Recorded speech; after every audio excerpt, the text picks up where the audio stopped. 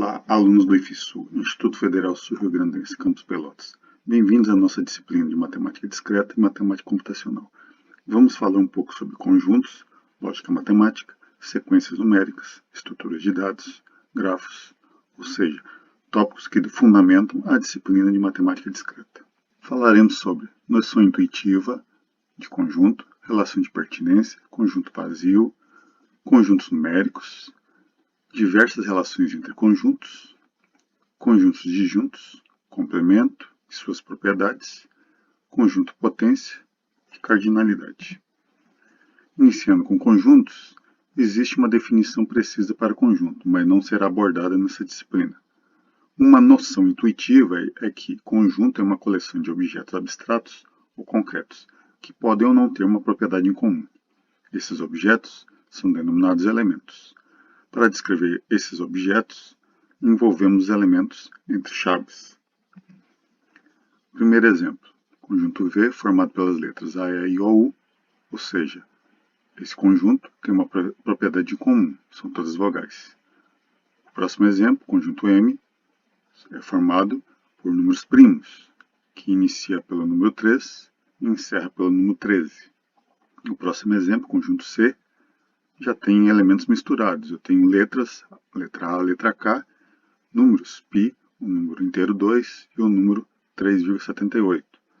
Portanto, esse conjunto não apresenta uma propriedade em comum, ou propriedades em comum entre eles.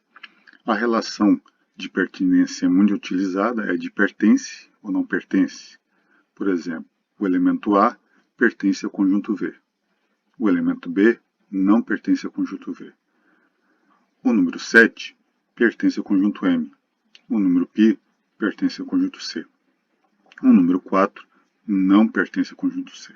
Algumas vezes nem todos os elementos são listados, então os 3 pontos, reticência, são usados quando o padrão dos elementos é óbvio. Exemplo, conjunto P formado pelos números 2, 4, 6, reticência. Esse é o conjunto dos pares positivos.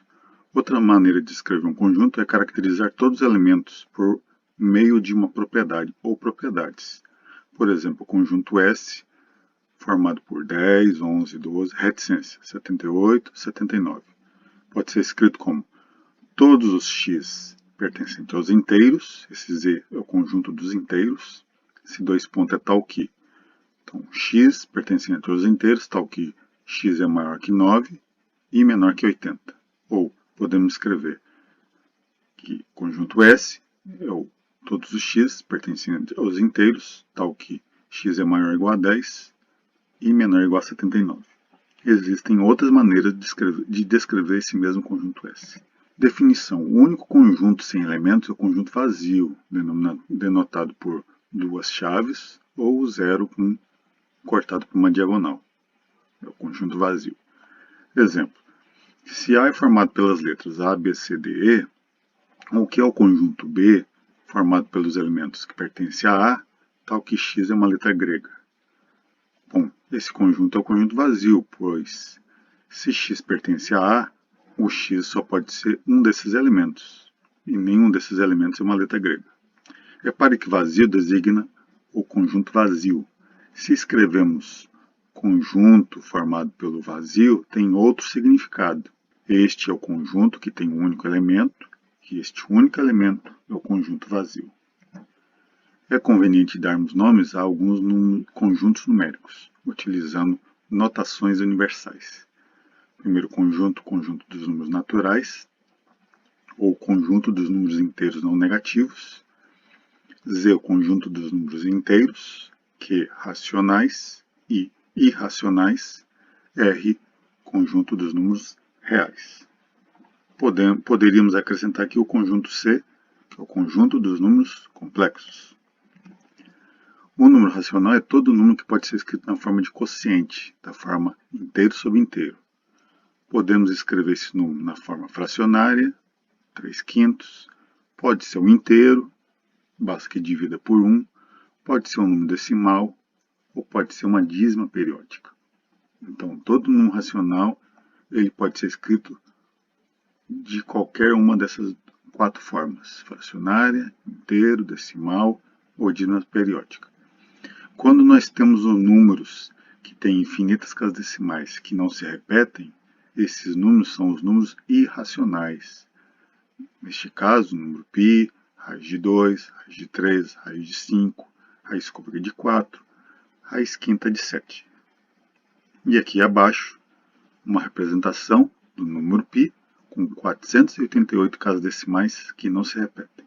A primeira relação entre conjuntos é dizer que um conjunto é subconjunto de outro. Então, A é subconjunto de B se todo elemento de A é também elemento de B. Nesse caso, escrevemos A, C, P. Esse C representando está contido. Relação de inclusão. Então, A está contido em B, é dito A é subconjunto de B. Então, se eu digo A é subconjunto de B ou A está contido em B, tem o mesmo significado. Se A não é subconjunto de B, então escrevemos dessa forma aqui. E aqui nós temos um diagrama de V, onde o conjunto A está dentro do conjunto B. O conjunto A está contido no conjunto B. Aqui nós temos representação dos conjuntos, do conjunto natural, dos inteiros, dos racionais e dos irracionais. E aqui a união do conjunto dos números racionais e irracionais, que é o conjunto dos números reais. Esse U aqui é de união. E aqui abaixo escrito que nem o conjunto que não está contido no conjunto dos irracionais e nem o conjunto dos irracionais está contido no conjunto dos números racionais. Outra relação é de união. A união de conjuntos corresponde à junção dos elementos de ambos os conjuntos. Então aqui nós temos abaixo o diagrama representando os conjuntos A e B e aqui a parte achurada representando a união. Podemos escrever que a união B são todos os x, tal que x pertence a A ou x pertence a B. No caso da intersecção, são os elementos comuns a ambos os conjuntos. Podemos escrever a intersecção B como sendo um conjunto formado pelos x, tal que x pertence a A e x pertence a B. E aqui abaixo, a representação na forma de diagrama, e aí a parte achurada que representa a intersecção. Conjuntos disjuntos são conjuntos que não possuem elementos em comum. Então, nós dizemos que a intersecção de ambos os conjuntos é vazia. Não confunda vazio com o número zero. Vazio representa o conjunto vazio. E zero é o número. Outro exemplo, o conjunto dos números racionais e o conjunto dos números irracionais são disjuntos. Portanto, a intersecção de Q com os irracionais é vazia. Definição. Denomina-se o conjunto universo U o conjunto referencial, um conjunto que contém todos os elementos que estão em consideração. Por exemplo, digamos que U é composto por todos os números de CPF do Brasil e que o seu subconjunto, chamado C, é formado por objetos onde os elementos são o número de CPF de clientes da empresa CIA. Então, este conjunto, formado pelos CPF de clientes da empresa CIA, está contido num conjunto maior, que é o conjunto de CPF de todos os brasileiros. Então, esse conjunto maior é que é o conjunto universo considerado. Outra relação é de complemento. O complemento de um conjunto A é o conjunto dos elementos do conjunto universo que não estão em A. O podemos dizer são todos x, tal que x pertence ao universo e x não pertence a A. E aí o complemento de A representado esse C na forma de expoente aqui. Se fizermos a união do conjunto A com o complemento de A, nós temos o conjunto universo. Se fizermos a intersecção, nós temos o conjunto vazio. Exemplo, se U é o conjunto dos reais e A é o conjunto dos racionais, então o complemento de A é o conjunto dos números irracionais. Outra relação é de diferença. A diferença de A por B é o conjunto de todos os elementos de A que não estão em B. Esse conjunto é denominado A menos B, ou complemento de B em A. A menos B são todos os x, tal que x pertence a A e x não pertence a B.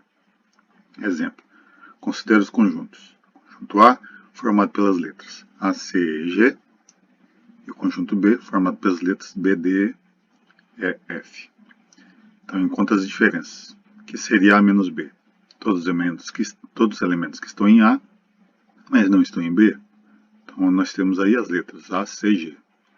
O que é B menos A? São todos os elementos de B, que não estão em A, formados pelas letras B, D e F. E aqui abaixo, a representação na forma de diagrama de A menos B, aqui do lado direito, de menos A, e aqui na intersecção, o elemento E. Essa primeira propriedade é bem clara. Ele diz o quê? Que o complemento do complemento é o próprio conjunto A, né? Então aqui o A, esse conjunto interno, o complemento de A externo. Claro, se eu fizer o complemento do complemento, eu retorno para o conjunto A, né? Na letra B, a união de A com seu complemento é o conjunto universo. Bom, isso é muito claro. O item C, a intersecção de A com seu complemento, é o conjunto vazio. Então, intersecção de A com o complemento de A, conjunto vazio. E outra propriedade, o complemento do universo é o conjunto vazio, e o complemento do vazio é o conjunto universo. Então, isso sempre vai valer.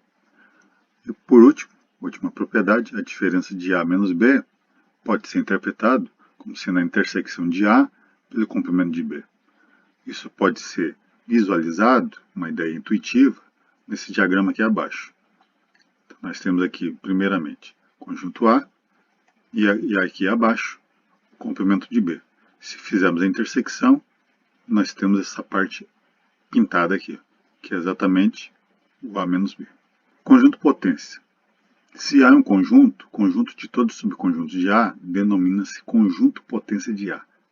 Denotado dessa forma aqui, ó, P de A. Exemplo, se A conjunto formado pelas letras A, B, C, o que seria o conjunto potência de A? O conjunto potência de A é formado por esses elementos aqui, que também são conjuntos. Conjunto vazio, primeiro conjunto que sempre está dentro desse, sempre é subconjunto de qualquer conjunto. Posteriormente, conjunto formado por uma letra. Em seguida, conjuntos formados por duas letras. E por último, conjunto formado por três letras. Isso vai me dar um total de 8 elementos, 8 conjuntos. Observação: conjunto vazio é subconjunto de todo conjunto. Pela definição de contido, para que vazio esteja contido em B, é necessário que todo elemento do vazio esteja em B. Mas vazio não tenha nenhum elemento. Então a condição será sempre satisfeita. Cardinalidade de um conjunto A é o número de elementos de A e é denotado por essa palavra cruzada aqui junto com A. Essa palavra cruzada representando cardinalidade, ou seja, número de elementos. Então, o número de elementos do conjunto formado só pela letra A, como só tem um elemento, cardinalidade é 1. No seguinte exemplo, nós temos 5 elementos, tá? A cardinalidade é 5.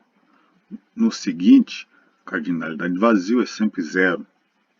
No posterior, conjunto A formado por 3 letras. Então, o conjunto das partes, o conjunto potência de A, formado por estes conjuntos aqui, ó. E vai nos dar um total de 8 elementos. Então, a cardinalidade do conjunto potência é 8.